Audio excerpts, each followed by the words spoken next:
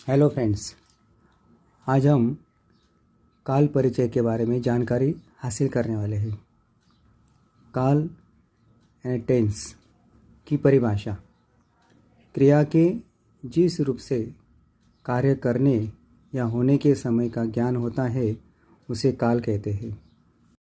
क्रिया के उस रूपांतर को काल कहते हैं जिससे उसके कई व्यापार या समय और उसकी पूर्ण अथवा अपूर्ण अवस्था का बोध होता है। जैसे बच्चे खेल रहे हैं, बच्चे खेल रहे थे, बच्चे खेलेंगे। पहले वाक्य में क्रिया वर्तमान समय में हो रही है। दूसरे वाक्य में क्रिया पहले ही समाप्त हो चुकी थी तथा तीसरे वाक्य की क्रिया आने वाले समय में होगी। इन वाक्यों की क्रियाओं से कार्य होने का समय प्रकट हो रहा है। काल के 3 भेद है: वर्तमान काल, भूतकाल और भविष्य काल। पहला है इसमें वर्तमान काल। क्रिया के जिस रूप से वर्तमान में चल रहे समय का बोध होता है उसे वर्तमान काल कहते हैं। जैसे पिताजी समाचार सुन रहे हैं, पुजारी पूजा कर रहा है। उपरोक्त वाक्य में क्रिया के वर्तमान समय में होने का पता चल रहा है, अतः ये सभी क्रियाएं वर्तमान काल की क्रियाएं हैं। वर्तमान काल की पहचान के लिए वाक्य के अंत में ता है, ती है, ते है आदि आते हैं।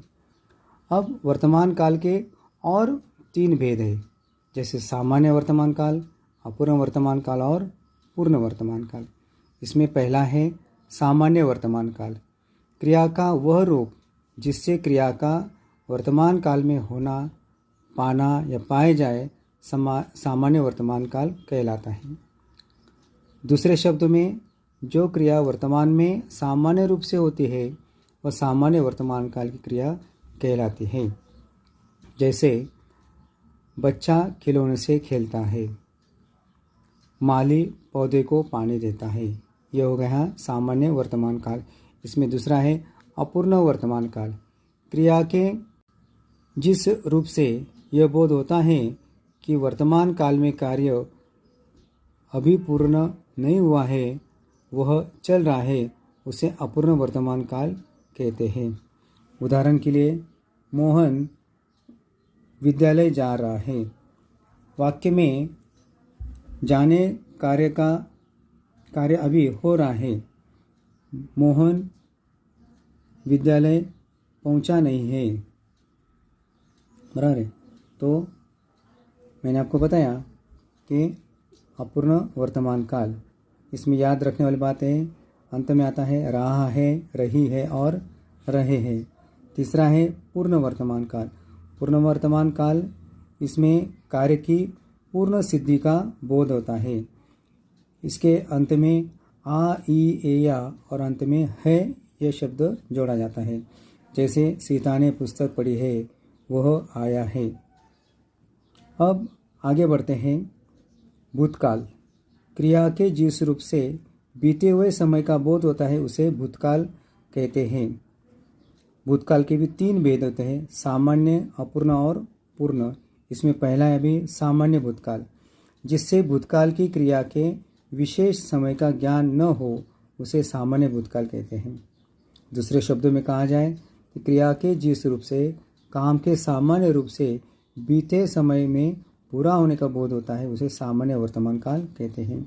इस क्रिया के अंत में आ, ई, ए, या प्रत्यय जोड़ते हैं। जैसे मोहन आया, गीता आई, श्री राम ने रावण को मारा, ऐसा। बराबर है। अब दूसरा है इसमें अपूर्ण भूतकाल। अपूर्ण भूतकाल में अंत में आता है रहा था, रही थी, रहे थे। जैसे छात्र मैदान पर खेल रहे थे, मैं पाठशाला जा रहा था।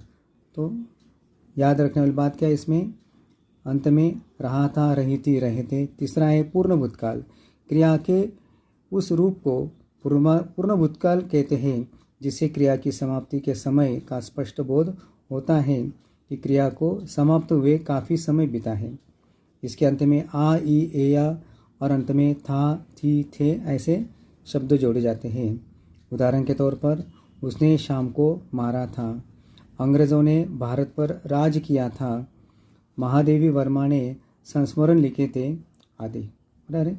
तो इस तरह से भूतकाल के 3 भेद हमने देखे, सामान्य भूतकाल, अपूर्व भूतकाल और पूर्ण भूतकाल। अब अंत में हम आते हैं भविष्यकाल। भविष्यकाल में क्रिया जो होती है वो होने वाली है, भविष्य में होने वाली है।